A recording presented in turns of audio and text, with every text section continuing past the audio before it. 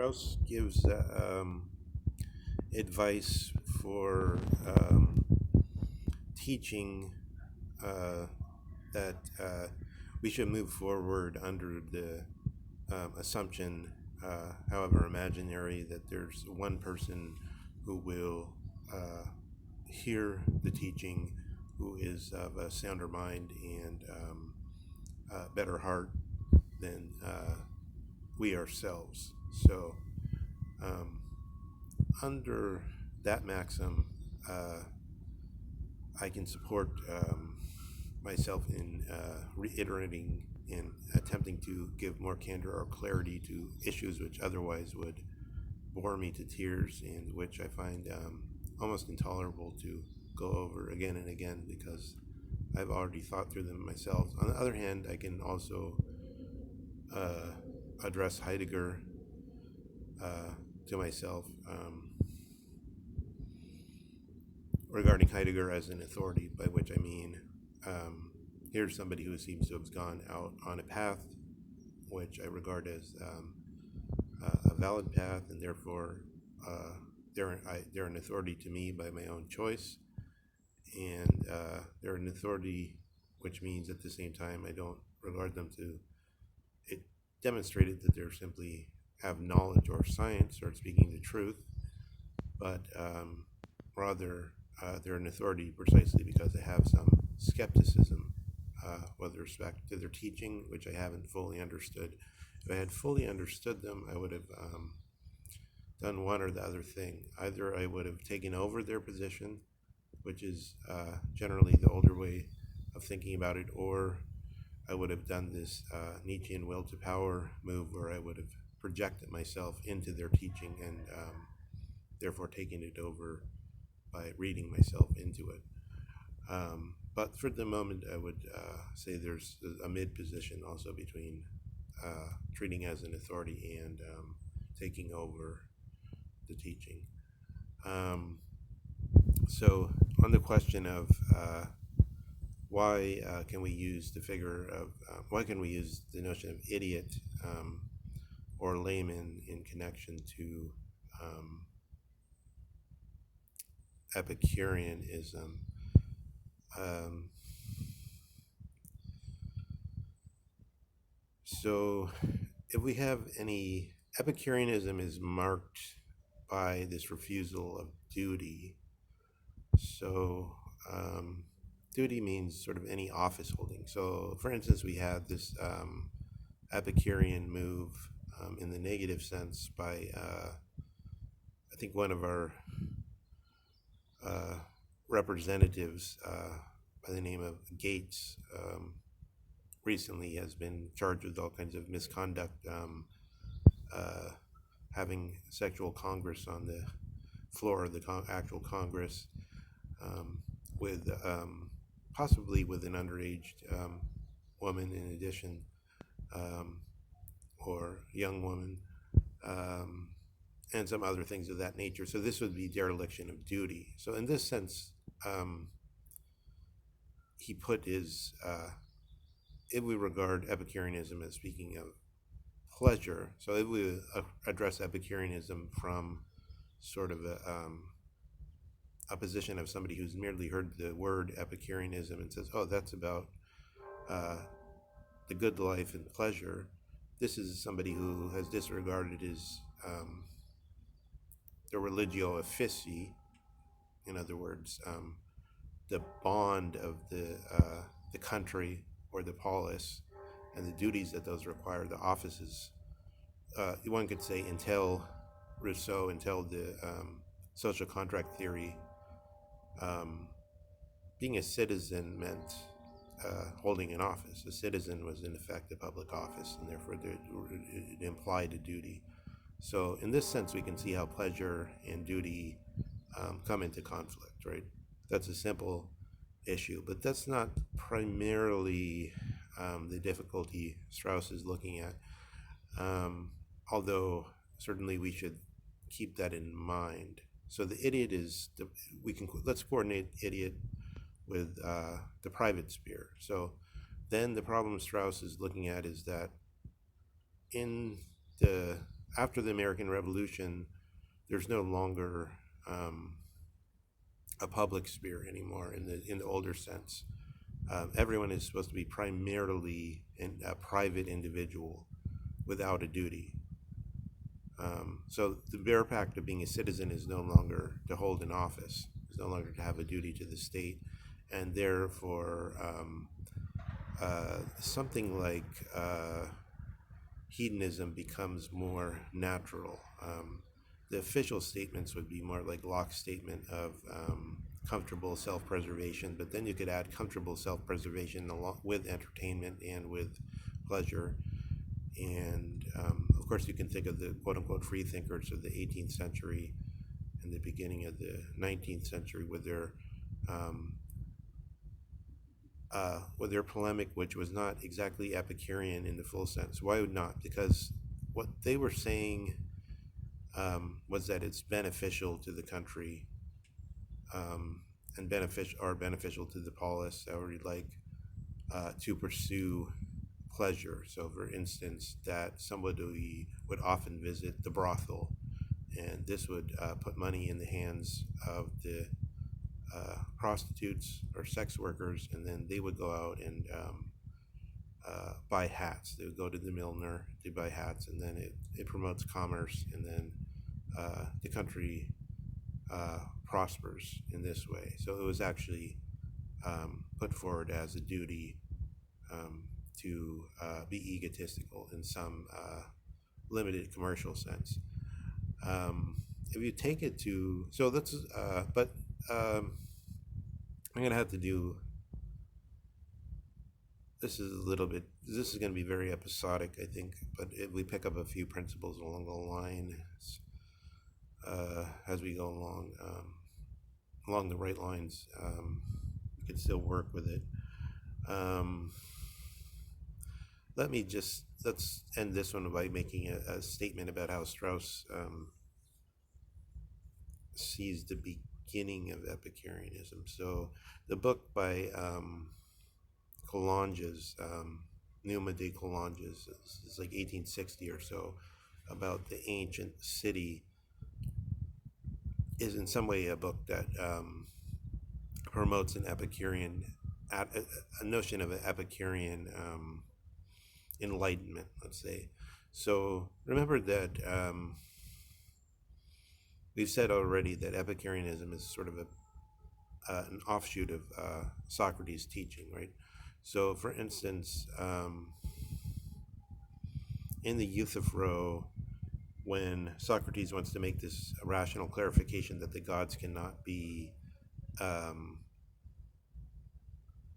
all in disagreement with one another, and Euthyphro says, yes, that's fine. So this is this is the Epicurean principle that the people basically have a misunderstanding about what the gods want. So what do the gods want? And all the gods have different voices, but this is Euthyphro says, no, that's fine. I'll go along with that, Socrates. They don't have different voices. It's just that the people have misunderstood what the gods want. They all want the same thing. So this tends us already towards the ideas where we can then assume that the good man wants the good, and the good man wants the holy, and the gods come into coordination with philosophy. So, in order to make that clear, we have to show what gods mean. So, theoi is the term used in the Euthyphro, and Cicero, who went to Athens to study a couple of hundred years after Plato was already dead, reported that amongst the Greeks, what theoi means is the same thing as what amongst Romans or Latini the phrase ego arbiter means. So the self-judgment, and basically something like what would later be in the Middle Ages by the theologians called conscious, not self-consciousness, but con-science, scientia or scientia, the moral conscience. So the theoi basically correctly corresponds to moral conscience. But then gradually I want to bring into these talks my theory of the origin of Western thinking out of theory of the relations of different personality types. So different personality types will have different conscience, moral conscience, you see. So then we objectify that and call those different, Socrates already calls his the daimon. We objectify it and give it an inner independence, which it does have in the phenomena. I think one can observe it to some extent. One feels guilty over certain things and it seems to attack one. One feels remiss about certain things. Hobbes has given us a guidance, by the way, on this notion of this question that plays large with eudaimonia. I mean, with the with the Epicarianism, with the question of duty. So Hobbes still holds to the older view when he says to be remiss is sensualism. So he defines sensualism by dereliction of duty, being remiss. To be remiss is sensualism. And we've already given that example of the Representative Gates, but many other examples could be easily imagined, right?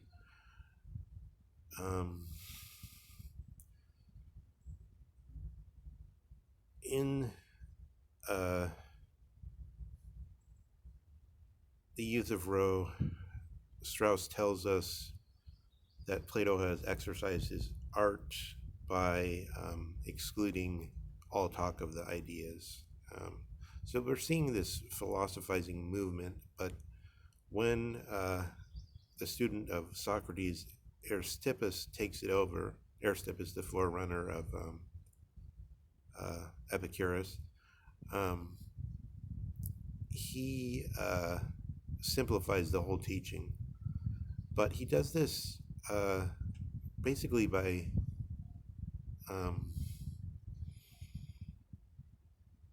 he does this in a way which is inadequate in a certain sense. Epicurus adds something, which is that he adds that people should live in the garden, in the pleasure garden.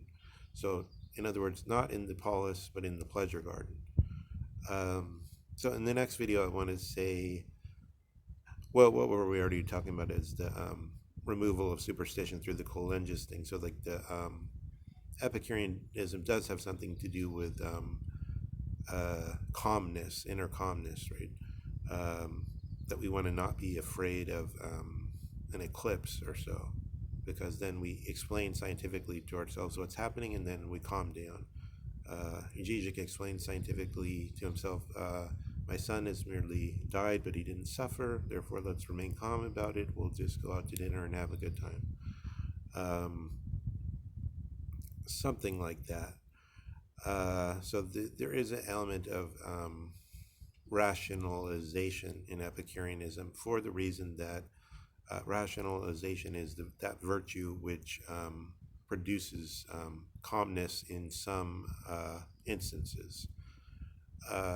So Strauss would also, I'm not sure if I have time to say much more, Strauss would also connect this to the Cephalus issues of, and possibly more in a more complex way to Socrates' desire to pay back the debt that he owed at his death to Asclepius, the rooster. You know, because Cephalus, the old man, the picture of sort of the proper Athenian, even though he's a foreigner and a gun merchant, but he's the head of a household, which is, Strauss repeatedly says this is the real hombre, according to Plato's way of thinking. This is somebody like Donald Trump who still has control of his grown children when he's in his 70s. Like, unless you're a wealthy man, you're not going to have that much control over your grown children when you're in your 70s. So this is the picture of the real hombre, as Strauss colorfully glosses it. And there's a great connection between wealth and politics, of course, as is well known. So the wealthy man and the political man go together. But we're seeing here in Epicureanism this attempt to break from politics or the country and therefore from duty. Um, Cephalus speaks of his fear. He says, you consider it ridiculous all along, but then when you get old and you're on the precipice and you're worried about this, what you've done wrong and whether you'll have to pay for it and your conscience is at you and so on, it doesn't seem so crazy. Um, and so part of this quietude or bringing into the sublime, I'd say, in connection to the, Dostoevsky's favor of the Edmund Burke sublime and beautiful essay, rather than the more complex Kantian version. This is all somehow there's a rhyme and echo here between these trends. Um, so we're going to have to do. I want to go and show how the third way comes out in the Chinese scene, um, and therefore, Strauss says any view where we don't consider the alternative becomes trivial. But at the same time, there's another thing, which is that without that light of Athens and Jerusalem, we can't really see ourselves. So if we look at how this kind of thinking happened in the Chinese scene, we can get something from that about Epicureanism. Uh, so I think we'll have to have, if I'm able to maintain an interest in this subject matter, I'll do 4 or 5 of these. So this is the second one.